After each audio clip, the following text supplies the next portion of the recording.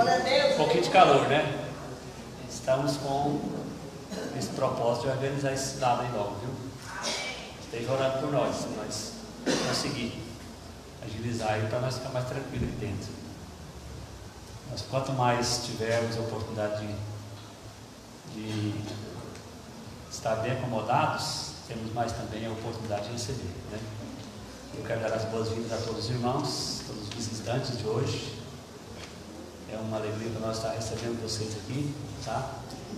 Cremos no poder de Deus para abençoar a vida de vocês e estaremos orando também por vocês. Quando você vem na igreja, é uma oportunidade a mais que você dá para nós lembrar de você e orar por você, né? E eu creio que, como Deus tem feito, sempre tem feito, através das nossas orações, Ele vai fazer na sua vida, que está aqui hoje nos visitando. E a todos os irmãos, sejam bem-vindos também. Vamos nesse propósito, cultuar, continuar cultuando a Deus, ouvindo um pouco da palavra que Ele tem para nós. A palavra, eu estava dizendo hoje, quando eu creio, aonde eu abro a Bíblia, Deus está falando comigo. Amém? Aonde eu abro, eu tenho a oportunidade de entender Deus falando conosco. Então, eu quero que você, a partir de hoje, se você não tem o hábito de meditar na palavra, na Bíblia, comece a crer que a Bíblia é a voz de Deus falando com cada ser humano que interessa. Amém? Não deixe de ler a Bíblia. E para nós estarmos continuando, quero dar uma oportunidade para o Alf. Vem cá, Alf, falar um pouquinho. O Alf tem levantado, talvez com dificuldades, com grandes barreiras, lutas, né? E ele vem de uma grande batalha para chegar até isso. E também tem vencido muitas e tem muitas para vencer. Mas diante dessas lutas ele tem alcançado alguns objetivos, tem alcançado o conhecimento da palavra, né, tem tido um ministério forte. E por mais que nós somos fracos, Deus ele vai nos sustentando a cada dia que nós buscarmos. Nós temos visto isso nele, nós queremos também compartilhar o seu ministério do alto. Deus possa abençoar. Muito obrigado, Bispo, pelas palavras. Para mim é uma honra receber umas palavras assim, com esse carinho, né? O Bispo, uma pessoa tão exemplar, uma pessoa que eu admiro bastante. Para mim é um prazer também estar com vocês aqui essa noite. E por isso, eu quero vos cumprimentar, vos saudar com a paz do Senhor. Amém? Amém. E eu quero deixar um versículo aqui que se encontra em Provérbios, capítulo 25, verso 25, que diz assim. Se o irmão for colocar lá, eu vou dar uma esperadinha. Olha lá. Como água fria para o sedento, tais são as boas novas vindas de um país remoto. Quem aqui já sentiu sede? Amém. E é angustiante sentir sede. A água é uma das necessidades mais importantes para o ser humano. Quando o homem passa a ter sede, ele passa a ter a maior necessidade fisiológica dele, que é tomar água. E ali está comparando um homem que anseia por uma boa notícia, um homem que espera, que precisa de uma resposta. Compara esse homem com uma pessoa sedenta, como uma pessoa que tem sede de Deus. E o Senhor hoje ele vai responder pessoas aqui. Ele vai refrigerar almas sedentas. Se você crê nisso, louve ao Senhor em nome de Jesus.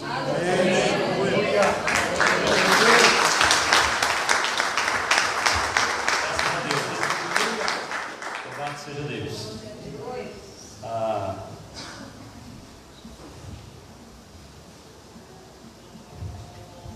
Minha gravata amarela talvez para tirar isso, porque eu não gosto da minha gravata amarela.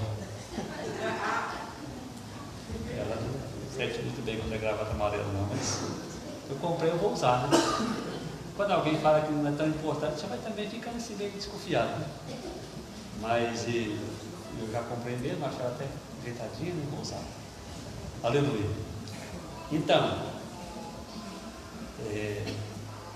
como nós estamos falando a respeito, como o irmão falou a respeito de sede de uma pessoa sedenta, nós estamos no caminho, Deus está na direção, está no comando do negócio aqui, né? Porque eu quero comentar com os irmãos a respeito de um profeta que fez uma obra muito linda, que é o profeta Elias. Ele que assumiu uma responsabilidade, ele que ao atender o chamado dele, ele foi confrontado, ele foi afrontado, mas ele foi um homem de muita garra quando ele assume a responsabilidade de falar a verdade como profeta. E ele então determina alguns anos de seca, e quando há seca, há também fome. Quando não chove, não molha a terra, e a terra também não produz, né? E ele assumiu essa responsabilidade para que as pessoas idólatras, para que as pessoas que adoravam deuses que não eram Deus, o Criador, pudessem ser confrontadas. E ele então assume o seu papel de profeta com grande responsabilidade, com direção muito forte, de profetizar que não haveria chuva por alguns anos.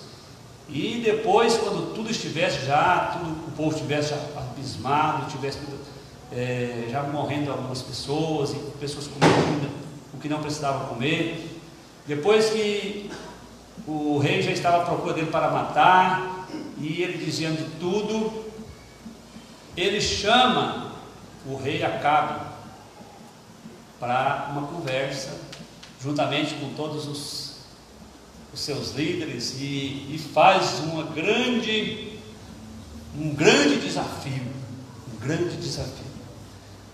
eu estava anotando esses desafios para falar a respeito que Deus coloca para que ela fale a verdade, não importa aonde ou em quem vai doer, é preciso falar a verdade.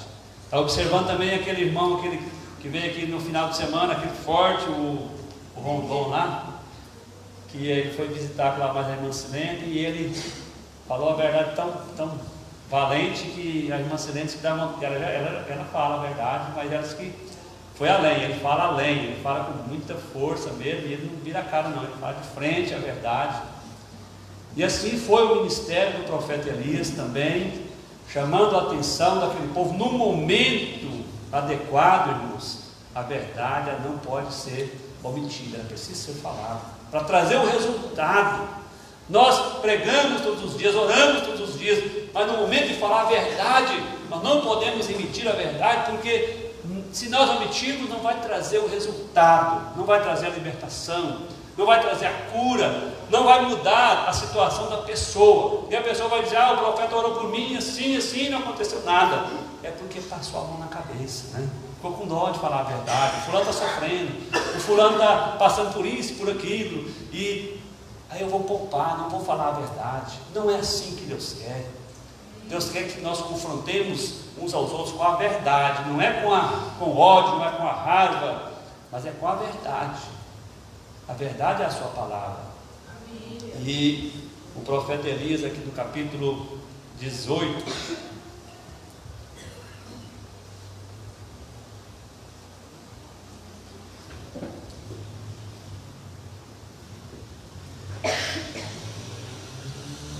o capítulo 18 fala assim que Elias torna a ver Acabe, ou seja, ele tinha sumido de Acabe porque Acabe caçava ele para matar, porque ele não choveu mais sobre a região.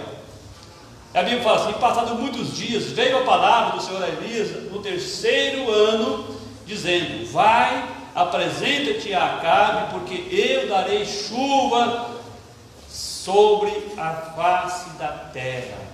Aleluia. Eu darei chuva sobre a face da terra. Vai lá, apresenta. Eu vou apaziguar, eu vou tirar aquela raiva que está no coração de Acabe. Vai lá, porque quando você orar, quando você me buscar, eu vou fazer chover de novo e Acabe vai ser quebrantado. E foi, pois, Eli apresentar-se a Acabe, e a fome era grave em Samaria. Por que havia fome? Porque não tinha chuva. Uma coisa que eu quero colocar: Se não há unção de Deus, se não há presença de Deus, há fome, há seca. 18. 18.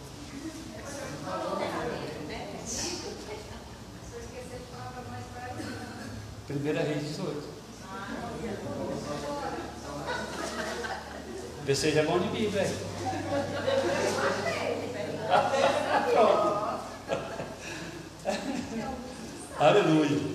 E foi, pois, Elias apresentar a Acabe, e a fome era grave em Samaria. Por quê? Eu já disse. Não tendo chuva, há uma seca, e sem chuva, ou seja, sem morar a terra não vai produzir. Por isso que nós precisamos buscar a presença de Deus.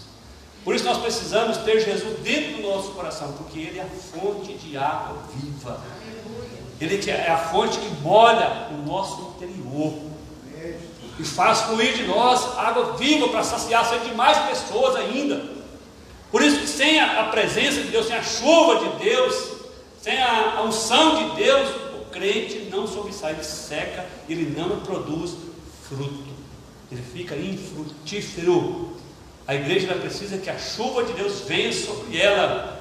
Não podemos, no momento que vivemos, mais do que nunca, nós precisamos da unção de Deus. E eu creio que Deus tem nos dado estratégias de direção e comportamento para receber a sua chuva, para nós não ficarmos secos espiritualmente, mas termos visões, termos direção sábia, para sermos cristãos abençoados e abençoar pessoas. A Bíblia diz para que Elias fosse apresentar a Acabe, porque a fome era grave, e Acabe estava irado, estava contrariado, estava revoltado com Elias, porque ele entendeu que Elias foi a causa. O profeta Elias, o homem de Deus da região, o homem enviado de Deus, chamado por Deus, era o responsável por aquela seca, porque ele havia profetizado. Ele havia liberado uma palavra pela dureza do coração de Acabe, adorando ídolos, não tendo compromisso com Deus. E eu fico olhando para tudo isso e entendendo o amor que Deus tem até para com as pessoas ímpias. Ele faz alguma coisa, ele traça alguma meta para que até os ímpios acordam dos seus erros. Até os ímpios, às vezes, são coisas mais brandas que Deus usa para chamar a atenção de algumas pessoas, mas às vezes é preciso grandes terremotos para a restauração de algumas pessoas, de alguns ímpios. Deus precisa muitas vezes mexer na saúde de algumas pessoas para outras se libertar, para outras acordar. Muitas vezes Deus mexe nas finanças de forma leve, ou às vezes de forma mais lúcida, para que as pessoas acordem. Tudo isso, às vezes a pessoa fala: Deus não está comigo, Deus não gosta de mim. Deus ama você. Olha por Deus, Deus te ama. Nada está acontecendo por acaso na sua vida, nada aconteceu por acaso, é porque Deus te ama. E o que está acontecendo que não é tão bom vai trazer benefício para a sua vida se você acordar, se você se posicionar, se você parar e pensar: olha, Deus está chamando a minha atenção. Você vai ser beneficiado. Amém? Você vai ser beneficiado. Então, Elias apresenta Acabe, porque a fome é grave em Samaria. E Acabe mandou chamar Obadias, seu mordomo. E Obadias era em muito temente ao Senhor. Ele era muito temente. Obadias, o seu mordomo, era muito temente ao Senhor, porque quando Jezabel destruía os profetas do Senhor, Obadias tomou 100 profetas, os quais escondeu de 50 em 50 em covas, e os sustentou com pão e água. E Acabe disse a Obadias: vai pelo país a todas as fontes de águas e a todos os ribeiros, quem sabe acharemos grama com que conservemos em vida os cavalos e as mulas, para que não fiquemos sem animais. Vamos procurar aí por aí um pasto. E dividiram entre si o país para percorrê-lo. Acabe foi por um caminho à parte, e Obadias foi separadamente por outro caminho. Indo Obadias já pelo caminho, encontrou-se com Elias, e quando o reconheceu, prostrou-se em terra sobre o seu rosto e disse: não és tu o meu senhor Elias? Ele falou: meu Deus, Você sabe o que é ficar satisfeito e com medo ao mesmo tempo? Satisfeito, feliz da vida e com medo ao mesmo tempo, porque Acabe, o seu patrão, estava querendo matar Elias. E ele falou: agora eu estou aqui com Elias e eu achei Elias, e se meu patrão por acaso ver ou me perguntar, o que vai acontecer? Ele quer matar.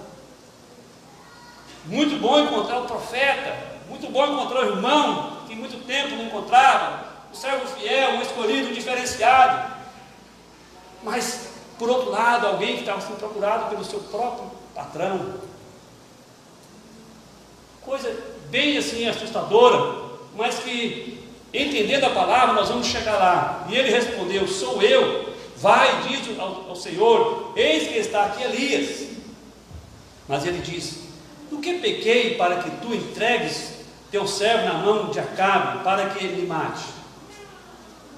Vive o Senhor teu Deus, que não houve reino nem nação onde o meu Senhor não tenha enviado para te buscar. E quando diziam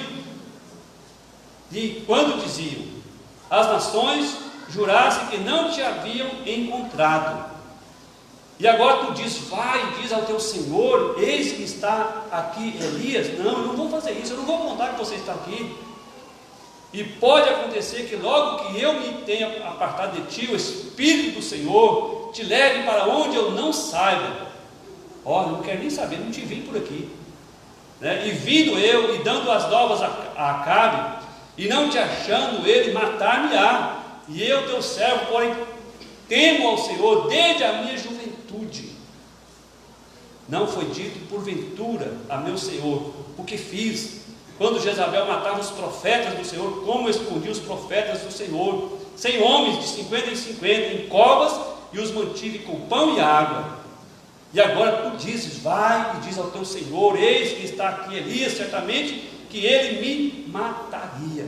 Então eles tiveram essa conversa, e Obadias disse: não, eu sou temente a Deus, mas é muito perigoso que eu conte que você está aqui, de repente o rei vem e você não está aqui mais, aí ele quer saber de você, e ele vai me matar, se eu não vou dar as notícias. Não, basta o que eu já fiz, escondeu os profetas, 50 profetas, 100 profetas, não, vamos deixar isso quieto, eu não vou falar isso não. Mas, então, Obadias foi encontrar-se com Acabe e lhe deu o aviso, e Acabe veio encontrar-se com Elias. E quando Acabe viu Elias, disse: Acabe, és tu o que perturba?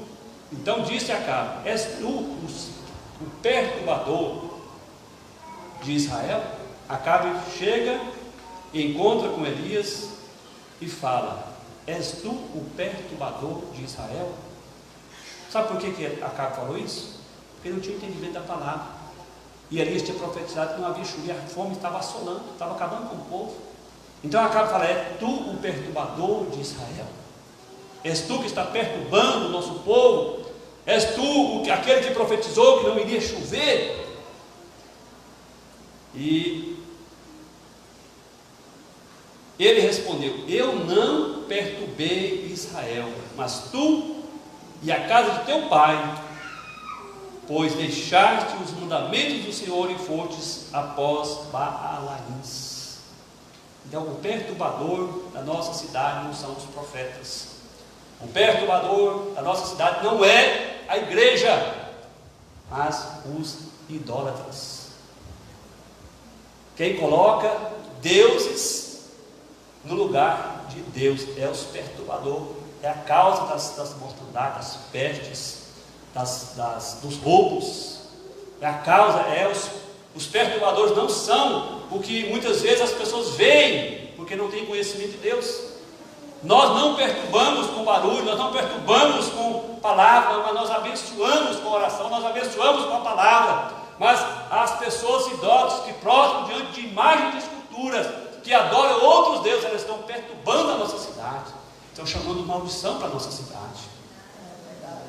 Infelizmente estão com os olhos fechados, os olhos espirituais fechados, não enxergando a grande realidade, e tendo a oportunidade de organizar a sua vida financeira, não importa, com a vida espiritual da sociedade. E nós precisamos ter esse cuidado de orar, buscar a presença de Deus e atuar dentro do nosso chamado, para que a nossa cidade seja uma cidade abençoada. Nossa cidade seja uma cidade abençoada.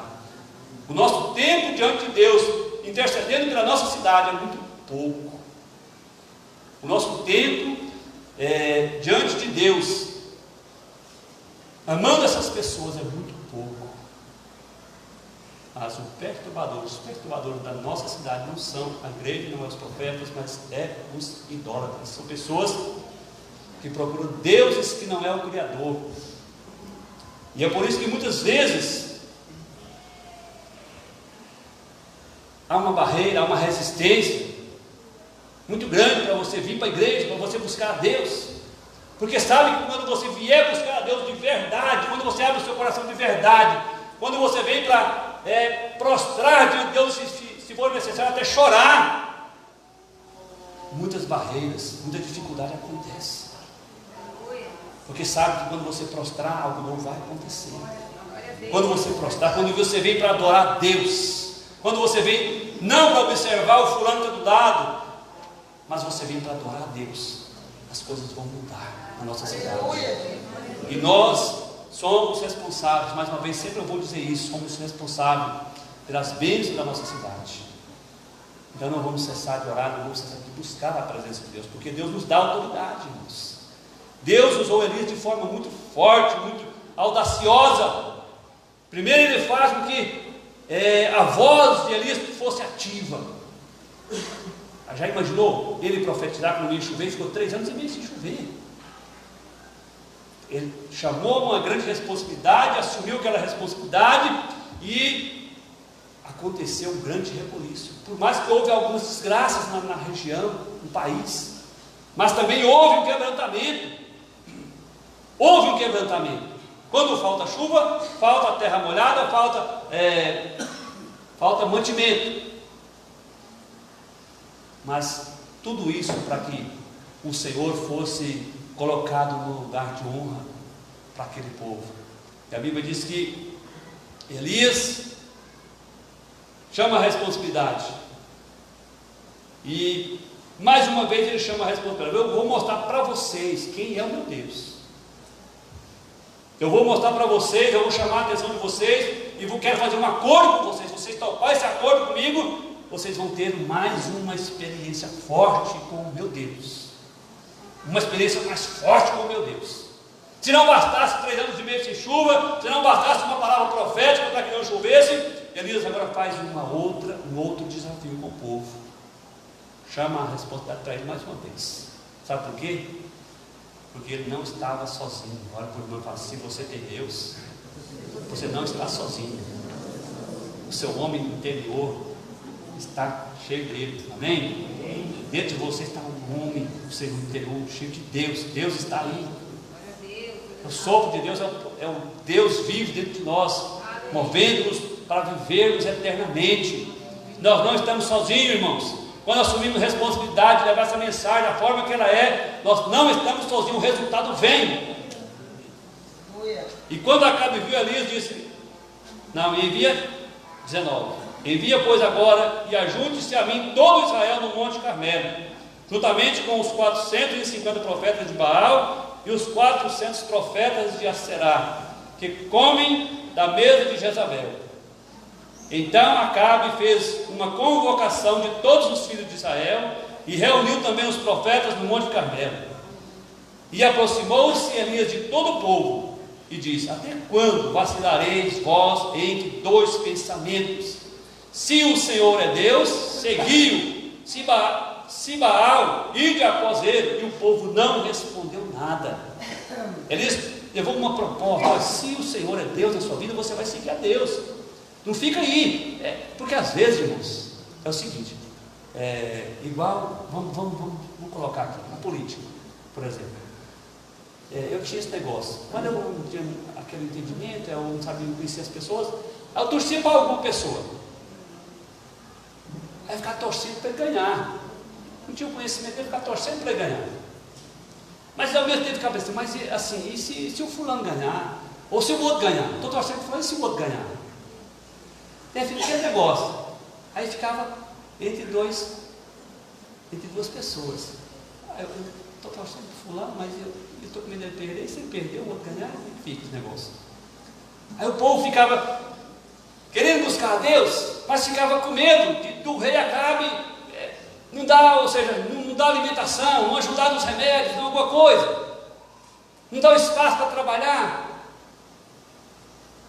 Mas essa divisão, esse temperamento, leva a pessoa à falência, leva a pessoa a ficar desligada de Deus. Fica, como a Bíblia fala, morno, sem saber o que fazer. Nós precisamos tomar decisões que alegra ou que seja diante da vontade de Deus. E a Bíblia então diz assim, e Elias chamou o povo e falou: olha, vocês vão decidir, e eu vou dar a oportunidade para vocês decidir hoje. Eu vou mostrar, eu vou fazer uma obra aqui, e vocês vão decidir. Vocês vão ver, vocês vão ter mais uma experiência forte. Vocês vão ter mais uma experiência forte. Ficar 3 anos e meio sem chover não foi o suficiente. Por morrer de fome não foi o suficiente. Então, eu vou fazer algo aqui diferente. Até quando vacilareis vós entre 2 pensamentos? Eu quero te perguntar: o que você já ouviu a respeito de Deus não é o suficiente para você entrar de cabeça em Deus? O que você já ouviu da palavra de Deus, o que você já ouviu a respeito de Deus, o que você já tem experimentado de Deus não é o suficiente para você manter uma vida de integridade com Deus? Eu te pergunto, você não precisa responder. Nossa, eu já tenho 53 anos, se eu não converti, misericórdia. Desde pequeno ouvindo a palavra, se eu ainda querer fugir da realidade, eu posso, aí eu estou perdido mesmo, né? Mas então, Deus, esse Deus, irmãos, até hoje, que Ele não mudou. Para salvar a humanidade, Ele usa de todas as formas. Para manter o povo sadio, sarado espiritualmente, Ele usa de todas as formas. E aqui Elias então, até quando vocês vai vacilar entre 2 pensamentos? Se o Senhor é Deus, seguiu. Se Baal, ide após ele. E o povo não respondeu nada. E Elias voltou a dizer ao povo: só fiquei eu por profeta do Senhor, mas dos profetas de Baal há 450 homens. Há 450 homens. Eu estou aqui, eu só representando Deus. Eu estou só aqui hoje representando Deus. Diante de vocês só tem eu aqui hoje. E vocês são 450. E Elias voltou a dizer ao povo: só eu fiquei.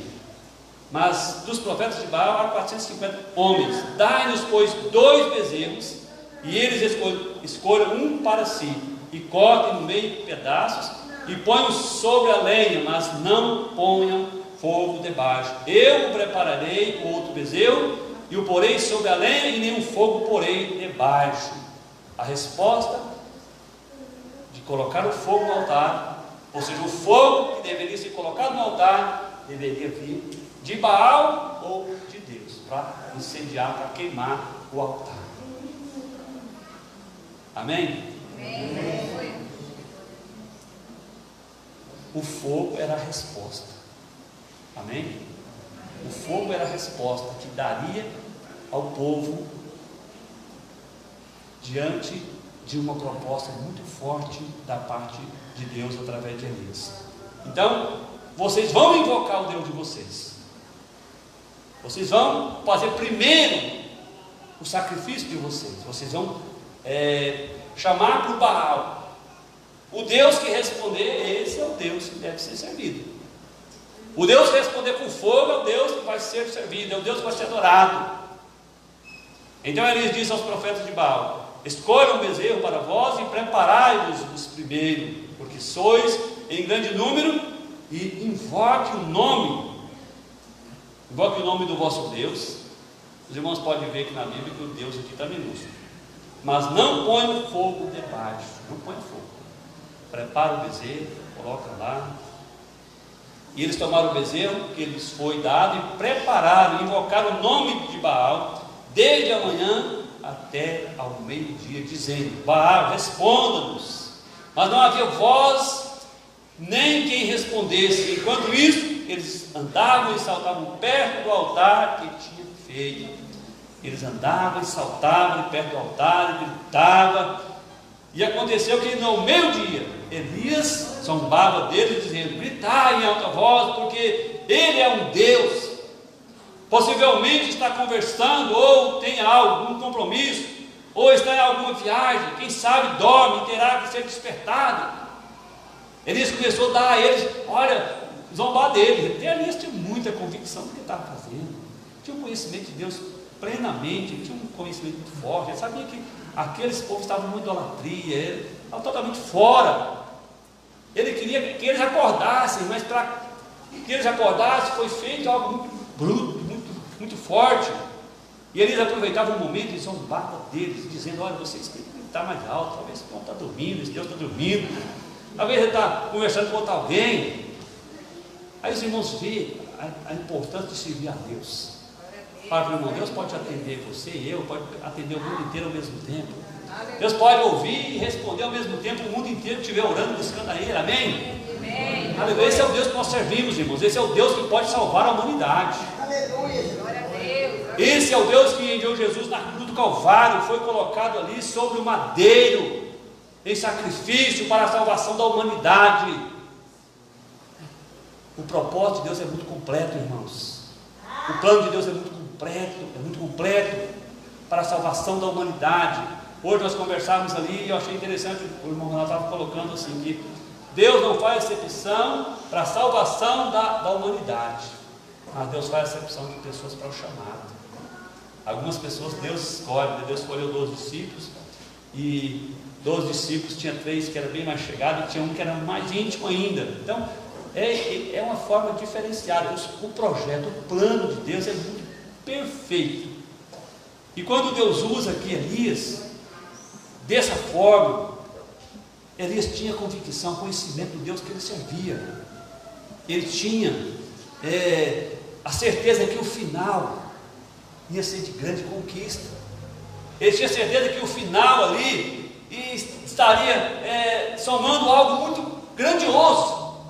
Até ele estaria surpreso, porque quando a pessoa confia em Deus, irmãos, o resultado é diferenciado, é além daquilo que nós esperamos. Quando nós confiamos, quando nós acreditamos em Deus, quando nós fazemos um desafio com Deus dessa forma, o resultado é muito maior.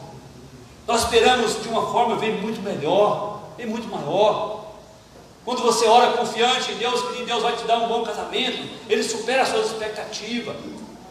Quando você ora e confia em Deus e acredita que Deus vai fazer um milagre financeiro na sua vida, o resultado é muito maior, é diferente, irmãos.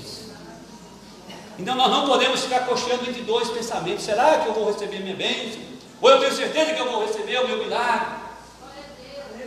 Nós não podemos ficar pensando dessa forma, nós temos que ser decisivos.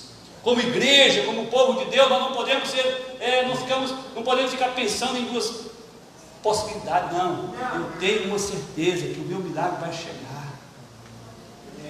O meu milagre vai chegar. O ano está terminando, mas o meu milagre vai chegar. Eu estou diante de um Deus que prometeu, eu estou diante de um Deus que é vivo. Diante de um Deus que é vivo. E eles clamavam em grande voz, e se cortavam com facas e com lancetas, conforme o seu costume, até jorrarem sangue sobre si. Eles ficou desesperado. Nós conformamos hoje quase com nada. Esse povo ficou desesperado. Se eles estivessem buscando a Deus, irmãos, o Deus verdadeiro, eles tinham sido muito abençoados. Eles foram com sede no poço, mas não tinham entendimento, estavam cegos, tinham sido ensinados errados. O caminho que eles estavam caminhando era um caminho de perdição. E tendo passado o meio-dia, eles profetizaram até a hora do sacrifício, da tarde, de perto das 3 horas, mas não houve voz, nem quem respondesse, nem quem escutasse. Nada aconteceu. Perderam todo aquele tempo, de cedo até de tarde, e nada aconteceu. Não teve ninguém que escutasse, não teve ninguém que respondesse o seu clamor, a sua judiação, o seu sacrifício, nada. Aí chega a vez de Elias. Elias disse então a todo o povo: aproximai-vos de mim. E todo o povo se achegou a ele. O povo estava quebrantado. O povo estava igual aqueles cordeirinhos, ou aqueles animalzinhos que esse cachorro se amarra e vai puxando, quebrantado. O povo estava quebrantado. Aí Elias falou assim: aproximai-vos de mim. E todo o povo se achegou a ele, e ele reparou o altar do Senhor que estava quebrado. O altar de Deus estava desarrumado. Elias repara o altar que dá o respaldo à presença de Deus. O altar não pode estar quebrado. O altar do seu coração, do nosso coração, não pode estar quebrado. Tem que estar reparado, tem que estar pronto para receber a presença de Deus. Porque cabeça que eu disse, muitas vezes nós vemos o culto e não damos liberdade ao Espírito Santo e saímos do mesmo jeito que nós entramos. Nós não reparamos o altar. Não, eu vou no culto hoje. Quando nós queremos reparar o altar, eu vou no culto hoje. E por mais que a mensagem não seja aquela mensagem, eu vou receber a minha bênção. Eu vou ser cheio da presença de Deus. Eu vou sentir ali a voz, eu vou ouvir a voz de Deus. Eu vou ser impactado com a presença de Deus. Quando eu saio com esse propósito, quando eu organizo o meu altar, quando eu organizo o altar para receber irmãos, eu venho. Quando o irmão pega na minha mão e fala um bom dia, eu já recebo a minha bênção. Quando eu venho com esse comportamento, meu Deus, irmãos, com essa direção, ao chegar aqui, quando o irmão dá um sorriso, eu já recebo. Eu já sou abençoado. Eu já sou abençoado. Quando eu saio com esse propósito de ter um altar consertado com Deus, eu chego aqui, eu venho para somar, eu venho para adorar, e eu volto, irmãos, muito alegre, muito abençoado, feliz da vida, porque não aconteceu coisa tão estrondosa, mas eu fui abençoado, eu saí cheio, eu fui embora abençoado, eu fui embora parecendo que eu tinha flutuado, porque eu vim com o altar consertado. Elias conserta o altar, e tomando Elias 12 pedras, conforme o número das tribos dos filhos de Jacó, ao qual tinha vindo a palavra do Senhor, dizendo: Israel será o teu nome. E edificou com aquelas pedras o altar em nome do Senhor. Depois fez um rego ao redor do altar, em que cabiam 2 medidas de semente. Colocou logo a lenha e cortou o bezerro em pedaços e o pôs sobre a lenha e disse: enchei 4 cântaros de água e derramai sobre o holocausto e sobre a lenha. Faz uma olhada, molha esse negócio, porque o negócio vai vir fogo e vai pegar fogo. Amém? Quando você decide consertar o altar, irmãos, você não fica sem receber a presença de Deus. Pode atravessar o que atravessar na sua frente, você vem e recebe. Pode atravessar, pode falar o que quiser, mas você recebe. Você está com o altar consertado. Elias conserta o altar, Elias programa, organiza o altar e diz: fazei pela segunda vez, e o fizeram pela segunda vez, e diz: ainda fazei pela terceira vez, e o fizeram pela terceira vez. Molharam, jogaram água, mas o fogo vai pegar. Porque Elias não estaria falando com alguém, com qualquer. Elias estaria falando com Deus. Elias estaria falando com Deus que fez com que 3 anos e meio não chovesse sobre a face da terra. Elias estava preparando para falar com alguém que estava no comando da sua vida, que estava dando direção para ele, que estava honrando ele, irmãos. Quando eu estou fazendo a obra de Deus, eu tenho que ter a certeza que Deus está honrando o que eu estou fazendo. Deus está honrando ou Deus não está honrando o que você está fazendo? Deus vai honrar o que eu estiver fazendo para Ele. E eu tenho que ter a convicção que quando eu assumir esse chamado, eu vou fazer e Deus vai confirmar. Quando eu não tenho certeza, eu faço dúvida, Deus não vai confirmar. Eu vou cantar, eu vou louvar hoje, Deus vai operar. O que eu vou fazer para confirmar o milagre de Deus na vida da igreja. Eu vou pregar e a igreja vai receber. Porque eu vou pregar a palavra, aquilo que Deus mandou, aquilo que Deus vai dar um respaldo. E aconteceu, me ajuda aí, 35, de maneira que a água corria ao redor do altar e também encheu a água todo aquele rego. E aconteceu que, chegando a hora de oferecer o holocausto, aproximou-se o profeta Elias e disse: ó Senhor Deus de Abraão, de Isaac e de Israel. Seja hoje manifesto que tu és Deus em Israel e que eu sou o teu servo e que por tua palavra tenho feito todas estas coisas. Aconteceu porque era da vontade de Deus. Elias estava na risca. Elias estava ouvindo a voz de Deus e caminhando passo a passo dentro da palavra de Deus. E quando chega o momento decisivo, ele para e, oh Senhor Deus de ontem, de hoje e de amanhã, eu quero que o Senhor confirme que tu és Deus aqui em Israel.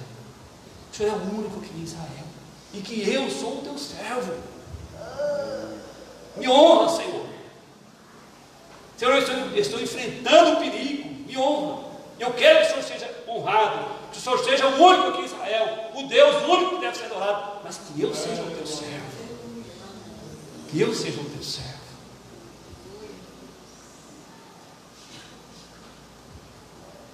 Respondeu-me, Senhor, responda-me para que conheça este povo que tu és. 38. Então, quando ele disse isso, caiu fogo do Senhor e consumiu o holocausto e a lenha e as pedras e o pó, e lambeu ainda a água que havia no rego. Não colocaram o isqueiro lá. O fogo de Deus. O Deus que responder com fogo é esse, que é o Deus verdadeiro. Baal não respondeu, mas Deus respondeu. Deus respondeu, né? E quando todo o povo viu isto, caiu sobre os seus rostos, dizendo: só o Senhor é Deus. Só o Senhor é Deus. Irmãos, eu fico observando o plano de Deus. O que Deus permite acontecer, tudo isso não é para covardear, é para acordar o povo, é para acordar a humanidade. Fala para o irmão: não dorme diante de tão grande vitória que tem para você. Não dorme diante da salvação que te espera. Não dorme, porque em breve vai chegar Jesus chamando a igreja. E eu creio que o prazer do Senhor não é ver um povo ficando para trás. O prazer de Deus é abraçar a humanidade. Para esse povo eu formei, eu fiz esse povo, e eu habitei nesse povo. O prazer de Deus é ver a igreja levantando, o povo, a humanidade levantando no geral. Imagino a tristeza do coração de Deus, com todas as direções que Deus dá para a igreja, com todas as direções que Deus tem dado para a humanidade através da igreja, ainda alguém fica para trás, alguém ficar sem alcançar a salvação. E Deus então tem dado a nós a oportunidade de entender quem é Ele, quem é Deus. Amém? Quem é Deus? As pessoas estão conformando com muito pouca coisa. Adorar a Deus, servir a Deus não é ser religioso, mas é ter experiência real com Deus, é viver Deus. Não é ser religioso: eu sou um religioso, eu vou na igreja todo dia. Não é isso, é além. Eu acredito na morte, na ressurreição de Cristo. Eu acredito no sacrifício da cruz. Foi o propósito de Deus para a minha salvação. Aleluia. Eu quero dar liberdade para o pastor Paulo, irmão, fazer um louvor. Antes, eu quero que você tenha liberdade de preparar o seu dízimo e sua oferta. Você vai receber o envelope, vai preparar aí, eles vão louvar. Nós vamos orar a Deus, vamos apresentar depois as finanças dos irmãos, e os irmãos lá estar adorando o Senhor com o seu dízimo e com a sua oferta. Em nome de Jesus. Glória a Deus. Louvado seja Deus. Aleluia.